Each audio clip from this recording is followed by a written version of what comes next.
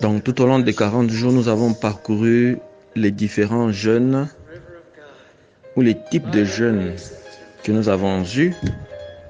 Dont le premier a été le jeûne des disciples. Et le jeûne des disciples, c'était le premier type de jeûne qu'on a eu. Et pour la synthèse de ce jeûne, qu'est-ce qu'il faut retenir? Il faut retenir que c'est un jeûne qui nous permet de rompre la dépendance.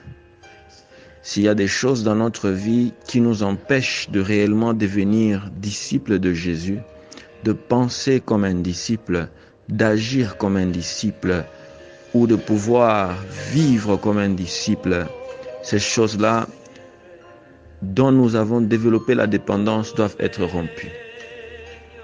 Donc ce jeûne, c'est de reconnaître qui je suis en Christ. Ce jeûne me permet de reconnaître ma position, de reconnaître mon positionnement, de reconnaître ma valeur en Christ, de reconnaître ce que Christ a fait pour moi et ce que je suis appelé à faire pour Christ. Reconnaître aussi mon niveau d'autorité en Christ, de connaître la richesse que j'ai en Christ, de connaître ma responsabilité en Christ. C'est ça, ce jeûne. C'est un jeûne qui nous permet de trouver la lumière de la foi au milieu de l'obscurité du monde. Ça nous permet d'assouplir notre cœur, le cœur qui a été endurci, le cœur qui n'écoutait plus Dieu, afin qu'il soit en mesure d'écouter Dieu. Et ce jeûne nous permet également de pouvoir remplacer la fierté par l'humilité, cédant à Dieu et à son autorité. C'est ce jeûne-là qui nous a permis de marcher dans la lumière. Et ce que nous avons appris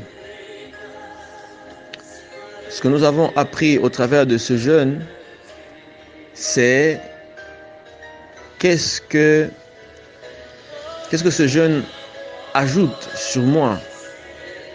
Qu'est-ce que ce jeûne me donne? Qu'est-ce que ce jeûne permet de réaliser à partir du moment où je me démarque, où j'accepte ma position en Christ? Ça me permet justement de marcher dans l'amour de Dieu, de marcher dans l'amour inconditionnel, de reconnaître ma valeur en tant que celle de la terre et lumière du monde. C'est cela, en fait, l'utilité de ce jeûne. Ne pas marcher dans la tromperie. Et nous avons vu à la fin qu'il y avait des points. Les points les plus importants qu'il faut retenir. Le premier point, c'est ça nous permet de vivre dans l'intégrité personnelle avec Dieu.